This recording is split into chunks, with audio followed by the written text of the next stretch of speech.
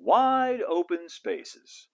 When we model a railroad, that's a lot of what we're actually modeling, the space between things.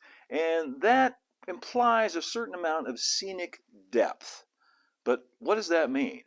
Why should we care about it? How can we fake it? How can we simulate it? And how can we actually model it for real? Well, stick around to find out because that's the topic for today's Workbench Wednesday.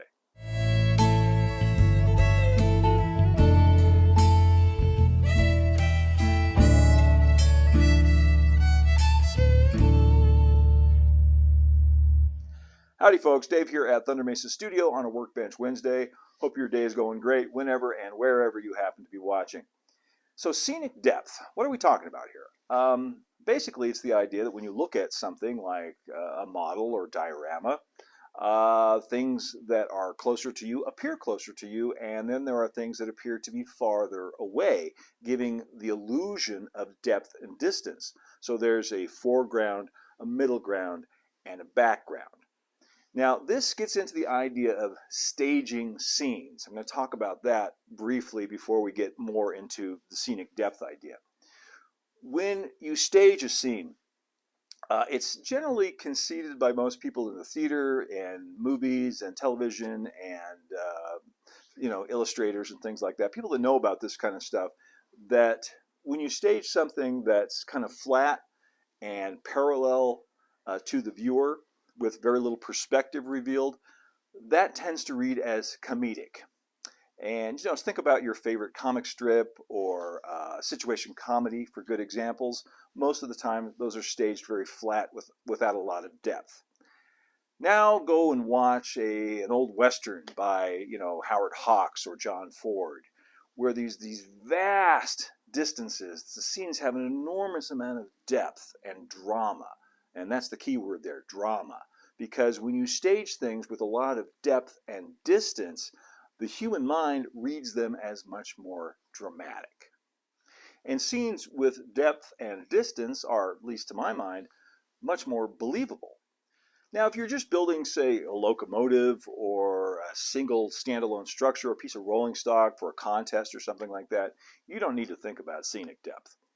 But if you are trying to create a little miniature world, something that brings people into the story, immerses them in this little miniature universe you're trying to create, then you really do need to give it some thought if you're building a layout or diorama like that.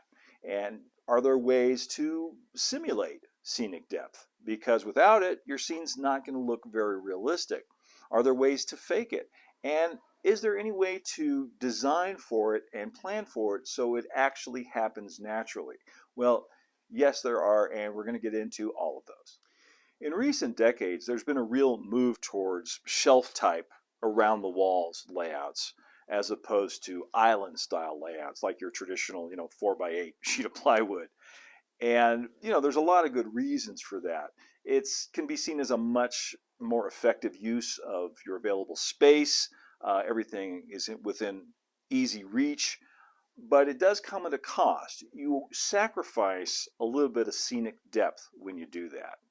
You can have a backdrop behind it. In fact, with a shallow shelf type or around the walls layout, you almost have to have a backdrop. And that will add to the illusion of depth. But that only goes so far, because with a shallow scene, there's something very important that is missing. And that is parallax.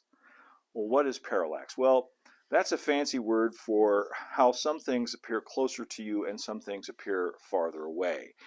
We've all had the experience of riding in a car down the highway or even a train, and things close to you are going by very fast, while things further away are going by much more slowly. Things in the middle distance travel at a different speed. Things way off in the background travel much more slowly. If the moon's up in the sky, it can appear not to be moving at all. That's parallax, and it's one of our ways that our brains process distance, what's closer to us and what's farther away. It's one of the ways that we perceive that. And with shallow scenes, no matter how good the backdrop is, there's simply no parallax. You can't fake it, not unless you've got something like Lucasfilm's, LED screen volume where it's all computer controlled and you can, artificially create parallax as people move around, but you can't do it on the budget of most model railroaders, that's for sure. So shallow shelf type around the walls style layouts often look very good in still photos, but they lose a little something when people are interacting with them in person, when you're moving around through the space, because the parallax just isn't there. And even though we might not be able to articulate that, we might not know the concept or know what it is, we instinctively miss it when it's not there because that's what we're used to seeing as an indicator of depth and distance. And that's why I remain a big fan still of the old school island style layouts or layouts with peninsulas like the Thunder Mesa layout here. A lot of around the walls style layouts also incorporate a peninsula or two, and that's a great thing. It makes a great use of the available space, but a modern trend has been to bisect the peninsula with a backdrop right down the middle of it, like a two-sided backdrop, basically rendering the peninsula nothing more than a couple of freestanding shelves in the middle of the room and cutting off the long view, that depth that it would naturally create. There are some instances where it might be appropriate to bisect a peninsula with a backdrop, but most of the time I think it's actually a design mistake. A better option, in my view, is to plan for scenic depth from the very beginning.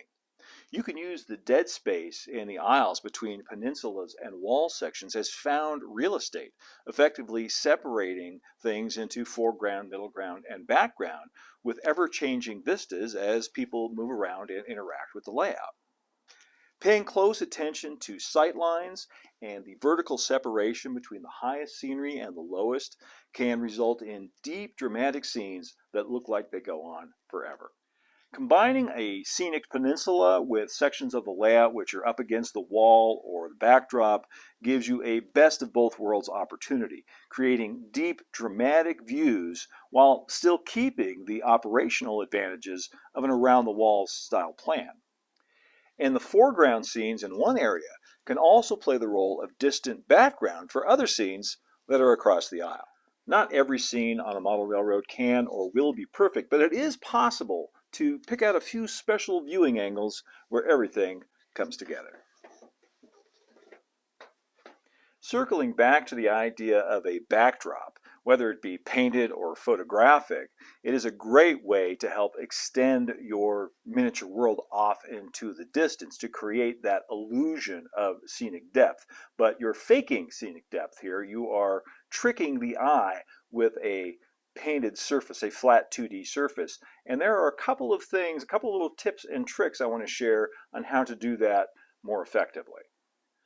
Maybe this should go without saying, but the colors in your backdrop should match the colors on your 3D scenery.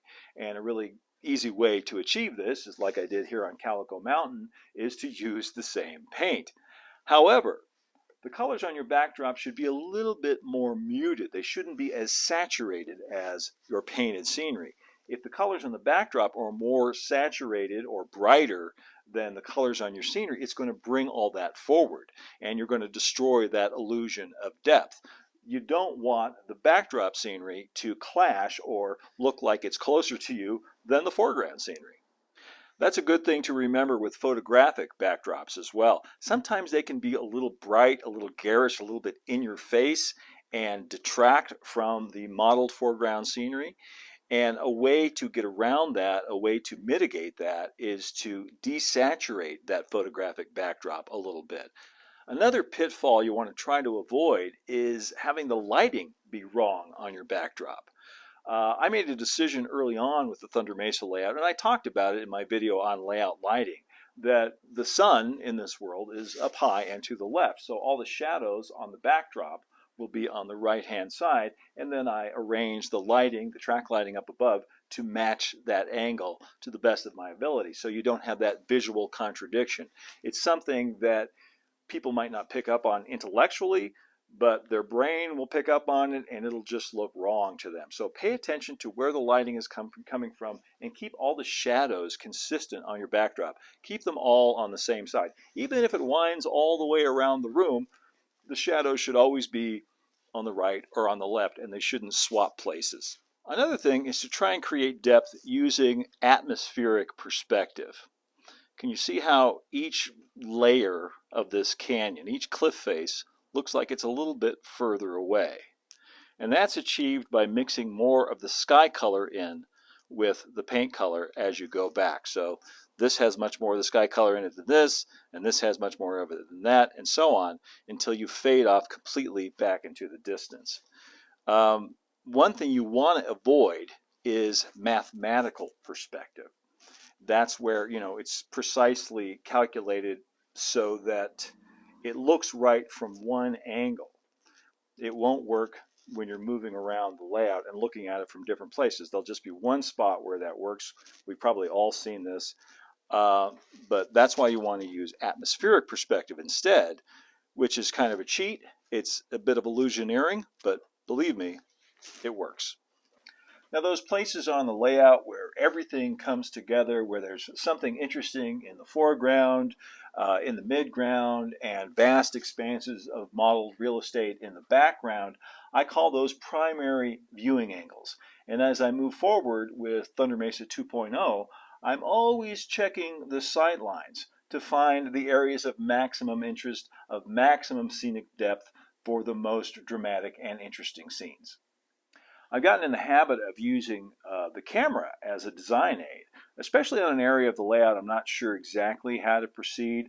I'll take a lot of photos and I'll go back and look for anything that, any visual contradiction that destroys the illusion of depth and distance.